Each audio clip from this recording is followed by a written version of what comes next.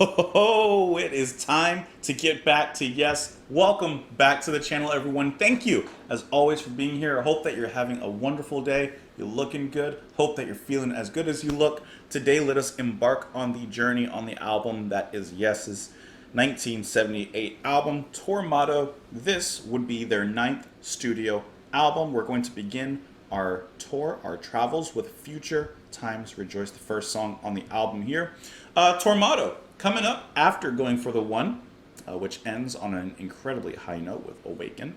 So I'm really curious to hear this album. I've heard a lot of mixed reception on this one. So what better way to form an opinion than to listen to it yourself? And to be honest, that's the way an opinion should be formed. But I mean, there's been so many recommendations for this album. Just to list off a few names: Groovy Tribe Media, I believe Brian2929, you did as well. Yes Head, Poppy Dogs, you said this is one of your favorite albums as well. And then the list kind of goes on from there as well. I mean, there's a lot of mentions of this album. So, like I said, I'm really excited to hear this one, obviously, enjoying Yes and their albums. Now, looking at the track list, the song Don't Kill the Whale, in a sense, I've heard it already, even though it's still, in my opinion, it's going to be a first listen technically, because when I saw John Anderson along with the Paul Green Rock Academy, they had played that song, and I didn't recognize it, obviously because I never heard the song, but I heard in the chorus, Don't Kill the Whale, and I was like, oh, this must be that one song, Don't Kill the Whale. So, in a sense, I've heard it. That's still going to be a first listen. So just putting that out there as a disclaimer at a time. But without further ado, that's going to be it. Don't forget, we're going to be trying something new. So this main video will be edited, but you can click the link down below to watch the full reaction. And that's it. Let's go. Let's go ahead and get into it. I'm excited. I hope that you are as well. Headphones were sliding off because I got a big head. Future Times, Rejoice. Let's give it a listen.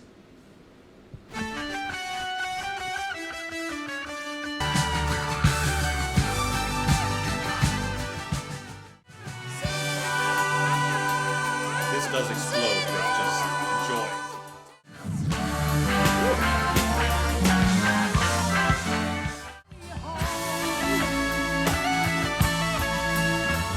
I like that. Okay, Future Times Rejoice was a great opener in my opinion. I think that was a stellar opening. I think that you would put on the record, put on the album, let the needle drop, get those first few notes, get that exciting, exuberant, joyous sound coming out of your speakers. I think that you would be really happy listening to that. Of course, obviously, I want to know your thoughts. Maybe you hated this. That's cool.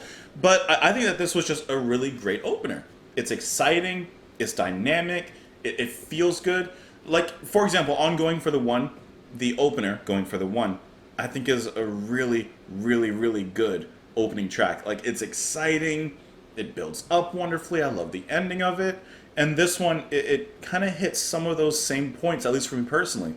There's those really nice climactic moments. I really love Wakeman's going from kind of atmospheres behind How to him and How dancing together, just doing some runs. Squire's bass here, there's some sort of extra like pad or pedal effect that's being used at some points that make it sound, at least to my novice ears, like a little bit synthy. Not going necessarily that far, but there's a slightly more electronic sound in his bass, and yet it still hits that really nice, deep, gravely, wonderfully melodic taste that we've, of course, been used to hearing from Squire.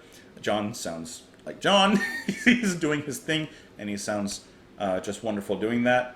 And then Alan, I really like how he's getting down on the drums. There were a few sections, especially in the second half, where sometimes Yes does this, and bands like Gentle Giant also do it a lot, where it almost sounds like they have a little bit of like polyphony, where, you know, one member is doing some rhythm, some melody, and then the other member or a few other members are kind of like a little bit ahead or a little bit behind, and they kind of play off, but then they come together, and then they play off and it comes together. I don't know anything about that. That's technical stuff that they know. I don't.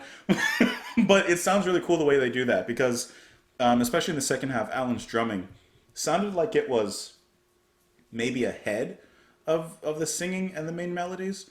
I don't really know. Either way, I thought it was a cool pattern that they set up, and the way that they bring it all back down together is especially wonderful. This was a really good opening track. I think that this was Really stellar. Sets the bar.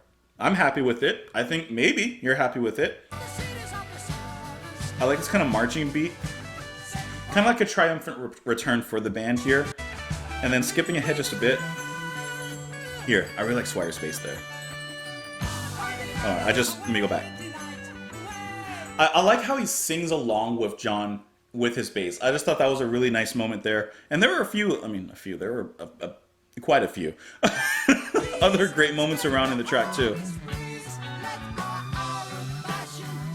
A good amount of space, not too much space. This is a pretty high crested song, but just enough space to at least keep the dynamics going and keep the flow of the music going.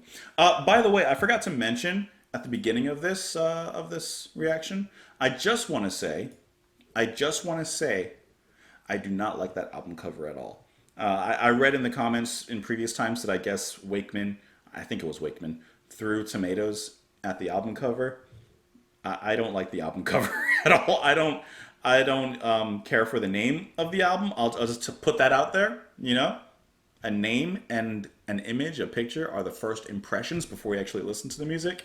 And I don't care too much for the name or the album cover, especially coming off of the Roger Dean classics. Like, I don't know, this one doesn't hit. Let's talk about these lyrics, though. We're not here to judge album covers. In the fountains of the universe, set time in accord, sits the boy child, Solomon, ever turning round and round. In the cities of the southern sky, set points universe, dreams he of glory, pulsating round and round. Future times will stand and clearly see highest dancing of the course of innocence drifting, drifting. Listen, it's yes.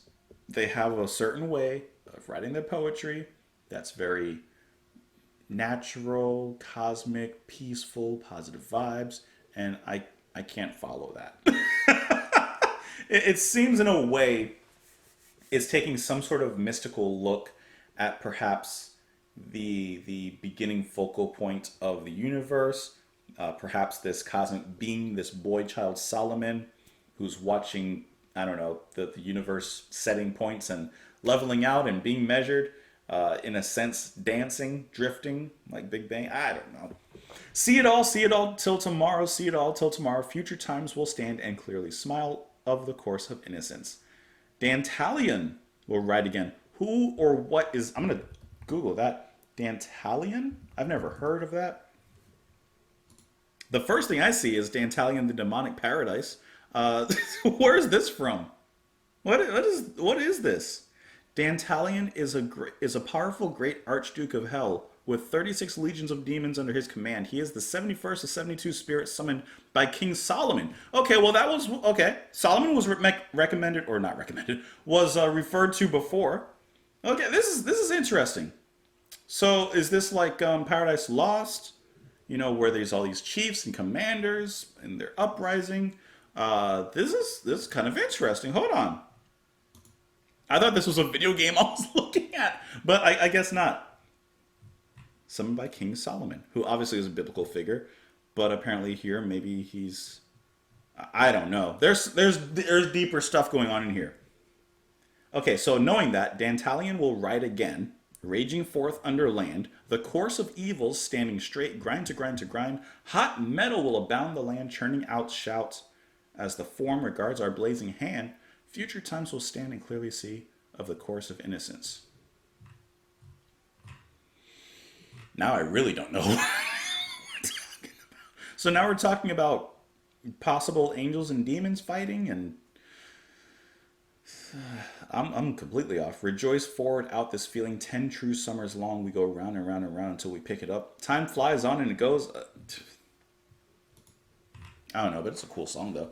Let me know what you guys thought of it. You can let me know in the comments down below. Hope you enjoyed listening to the track alongside with me. To follow me on Twitter, support the channel on Patreon. Thank you all for being here, and let's go. Bye.